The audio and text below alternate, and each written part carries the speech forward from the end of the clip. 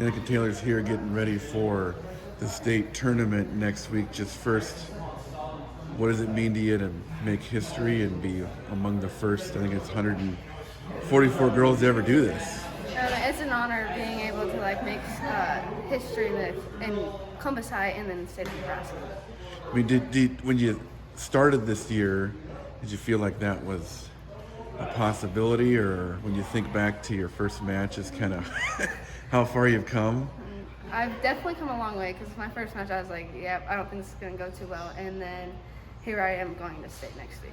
So tell me about also, you weren't out the first 2 weeks and how you had to get convinced to, because you thought about it last year too, right? Yeah. So just who convinced you to finally do it? Coach Brownlow and my brother Riley. What was the argument they made that finally got you to decide to do it?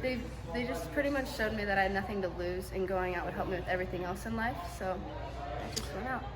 So obviously you were here because you were a manager in the room, but then the first day you show up in gear to work out and train, and what was the anxiety or the nerves? Like, do you remember that?